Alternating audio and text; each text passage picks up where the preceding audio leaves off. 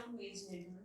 This is Ayman Adnan representing the Shahid Javed Barki Institute of Public Policy, and I welcome all of you to our Policy Hub segment for February 2022. With us today, we have Mr. Peter Jacob to talk about the ideals of social justice that is going to be marked on the World Social Justice Day on February 20th. Mr. Jacob is currently directing the Lahore-based Center for Social Justice. It is a research and advocacy organization. He has also been a human rights activist for the last 2 decades, rather more so, and has a lot of experience in campaigning and advocacy. He has also worked with the National Commission for Justice and Peace, and it has been a faith-based NGO. He has worked with many prestigious organizations, some of which are Amnesty International Pakistan, Human Rights Commission of Pakistan, Democratic Commission for Human Development, Forum Asia, Asian Center for People's Progress, and Tang Waseb Organization. Along with this, he is also an author and has penned 3 books in English and Urdu. Also with that, he is a freelance journalist and has been regularly contributing in the daily newspapers. Thank you, sir, for taking your time out for us and contributing to the cause of social justice. Thank you, Ayman, for coming, and thanks to the Shahid Javed Barki Institute. It's a pleasure to be talking about social justice for the Social Justice Day. Thank you, sir. Sir, before we start with our couple of questions, do you have something to say regarding the idea of social justice? Any notion that you feel is very close to your heart and you would like to put it out there for the people? Very briefly, so that we can move on. I think both the concept and practices related to social justice are historical and universal. We see a lot of manifestations in the history where law was enacted and where practices were brought forth, religious ethos were preached about social justice. So basically, I think the idea of social justice is about removing inequalities that are embedded sometimes in our structures, social systems, political systems. So it is about equalizing the opportunities and equalizing the status where it is needed to actually greater happiness of the society as well as individuals. Thank you, sir. Sir, I'd like to ask you that how do you recognize social justice as an indispensable entity for the achievement and maintenance of peace and security within the country and even outside, but with special reference to Pakistan? Peace, as is said, is not absence of war. So it is basically sustainable development of a society, its cultural, political and social development that enables peace. That is what ensures lasting peace. That is why I think to ensure that the public policies are not elitist, are not administrative in their nature, but they are people-centric.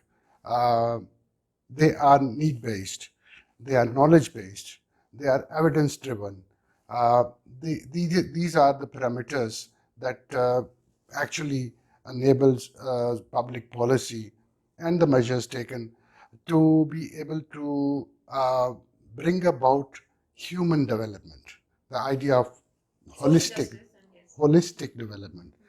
So that is what I think ultimately builds. There is a lot of material and studies that suggest that democracies tend to stay peaceful. The countries which have evolved norms around better social services and better social protections are actually peaceful societies. I mean, of all nature. I mean, it is not absence of war, as I said, It is not it is not free of conflict though, but there are less conflict and they tend to be non-violent conflicts. Okay. So, sir, what I can gather from what you've said is that there's a difference between positive and negative peace, number one. Number two, you believe that the theories such as the democratic peace theory, they are valid, and places with democratic norms and cultures are more peaceful, and the public policies and the human development is more lasting and sustainable at those places, right? Yes, very right. So, moving on to our next question. I'd like to ask you that what are the basic rights and liberties, in your opinion, that a state and society have to guarantee to the public in order to establish social justice? In the rights-based approach, we consider three areas to be vital. We call them core freedoms. I mean, historically, it is religious freedom, freedom of conscience, that has, provided basis of discourse as well as conflict. But then the freedom, first of all, freedom of conscience and thought and expression, freedom of association, and freedom to peaceful assembly. These are core freedoms that we consider necessary for any society to be able to Social justice. enjoy social justice, to build a capacity to resolve their conflicts, basically. Okay. So we say normally that it is in modern day state, these are freedoms which basically guarantee the other freedoms. The rest of freedoms and rights are dependent on these core things. If people have their civil and political rights, their liberty to engage in, thoughts, processes, to evaluate, and then assembly and association. These are core freedoms we consider. All right, sir. Sir, there's something very interesting that you just mentioned, that these freedoms are a means to, or maybe a mechanism of conflict resolution within the society, right? Could you please elaborate a little bit on that?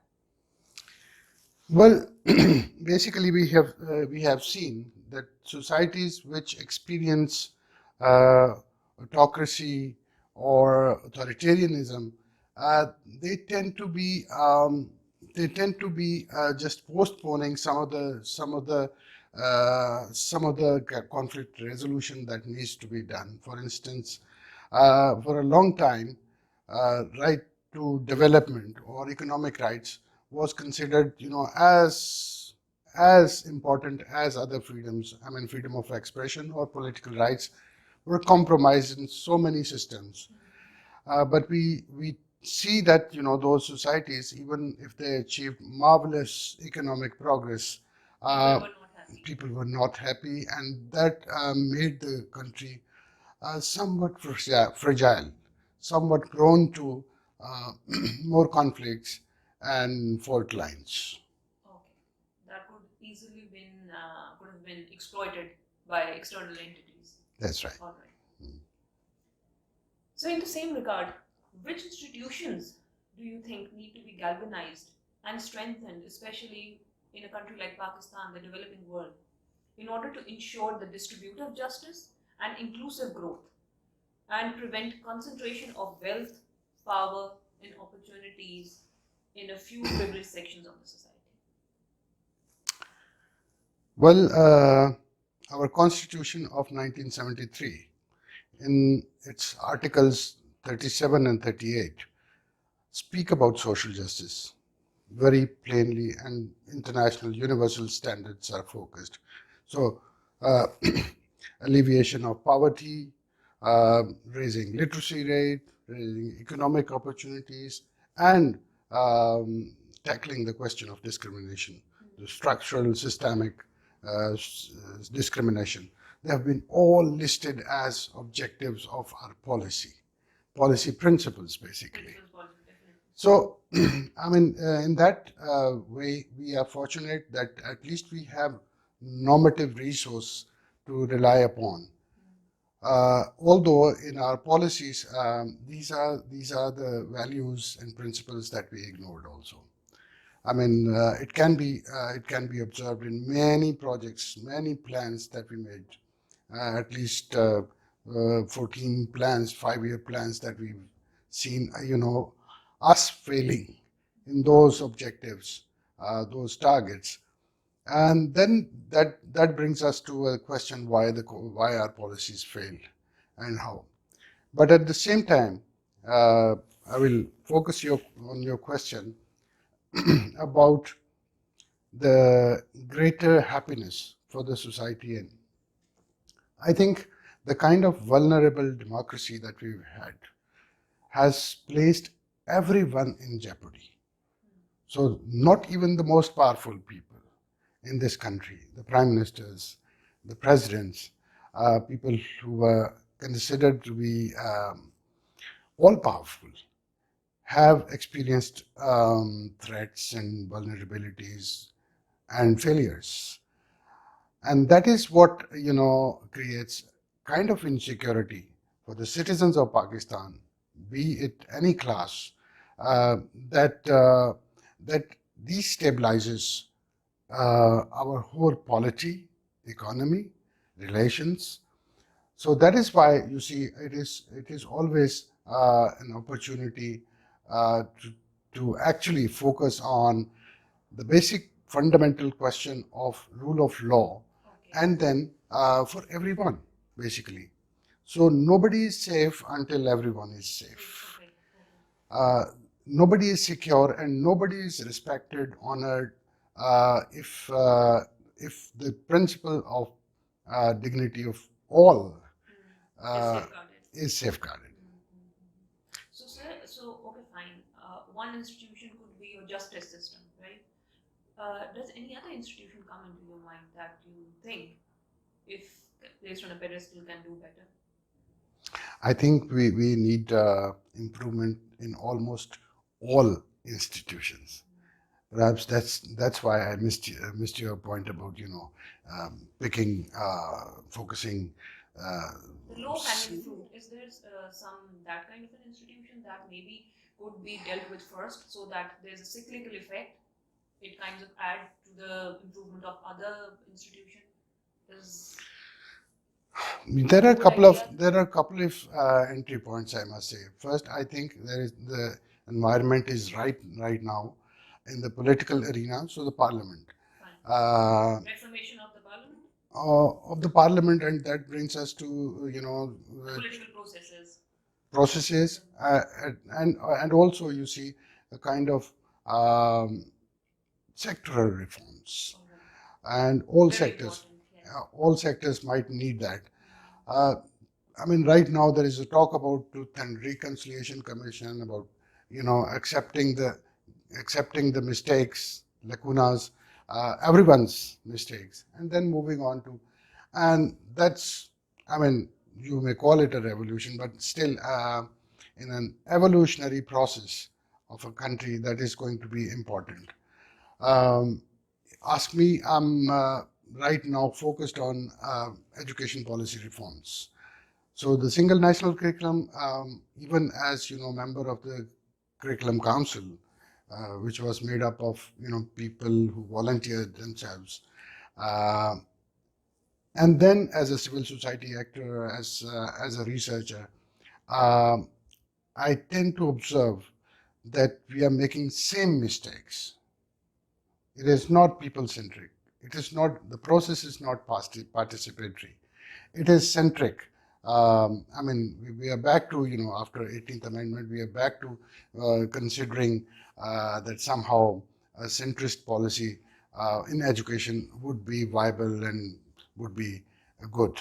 I think all those failures are part and parcel of many policy making processes. Even the national security policy, the recent policy, is being critiqued on its process as well as content and the intent. And let us not forget the extent, because the operative part of the national security policy has been kept secret. It is not public yet. So, I mean, how will the implementers know? How will the people at large will be helpful in implementing the policy if the operative part is not disclosed? So I think we are lagging behind in so many things from so many aspects in policy making and social justice, if accepted. I mean, once. I mean, we haven't had enough discourse, for instance, on religious freedom. Remember the incident in Khanewal 2 days ago? It's just a repetition, and we tend to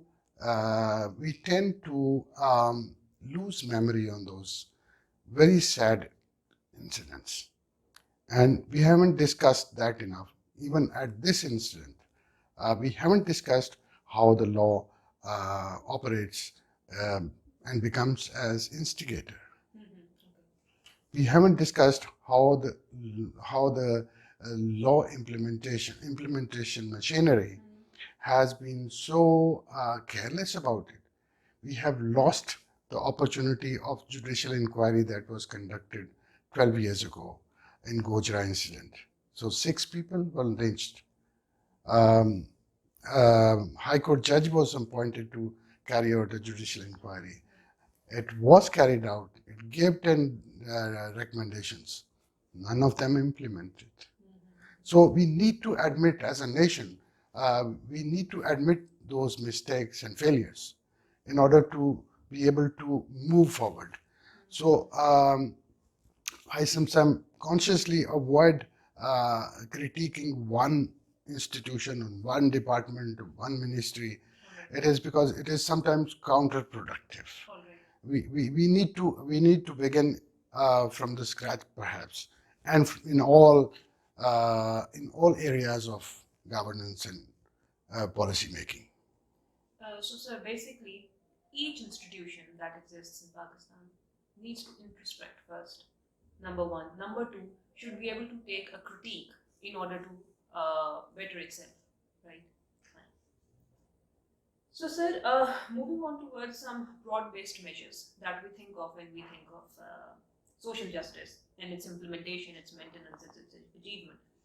So, the next question is that what such kind of measures do you think must be taken in the context of adhering to the Constitution of Pakistan to foster socio-economic development that is again part of social justice? Very right. I think the Constitution in its spirit is democratic. It is allowing a framework which has, albeit those amendments which were made during military rule in the 80s, still, and we need to get rid of some of them. We have got rid of them in 18th Amendment, but still the 8th Amendment has to be rectified to a large extent. The model that we have in that is a kind of it does mix theocracy with the democracy, but it does provide a foundational framework for building a democracy which is more inclusive and which is more forward, consultative, people-centric, forward-looking. So I think then, of course, I mean, as far as our political ideals, we can go back to Muhammad Ali Jinnah. And then, of course, introducing enough and researching and talking enough about his model of participatory democracy, because everything that he suggested in 14 points and his various speeches, including 11th of August 1947, he's basically giving very practical formulas for including people, including the neglected, basically the marginalized. So we have not experimented those ideas enough. I mean, he was always talking about, empowering the federating, downtrodden, federating units, and then local governments. So, I mean, I think we can build on that. But still, you see, it would be wrong to assume that we can assign our economic order and its restructuring to consultants, to certain international institutions. I mean, they can be helpful, but the idea has to be based in Pakistan, and it has to be a social movement. It has to be a society's own. I mean, it only needs to be um, providing those links, those movements of labor, farmers, women, um, whatever, I mean, sections who have been fighting or struggling for their rights, they need to be taken on board. And some holistic approach, I mean, unfortunately, many of our political parties, they've also been very selective, and they thought that maybe patchwork, some kind of patchwork will uh, enable them. We are in a fix, yes, economy, international debt, foreign debts. They're quite disabling, I must say. But then um, we can only pick on some of the examples uh, of political, social, economic reforms, which will perhaps provide us a breathing space, and then move on to more robust economy, robust society and polity. Thank you, sir. Thank you for your very comprehensive answers. And honestly, it has been the BIPP Institute of Public Policy's utmost delight to interview you, to know your ideas regarding the subject, and thank you for your very fruitful sitting with us. Thank you you. very much, sir. Thank you, Iman, for coming, and thank you for this interaction. I've learned from you.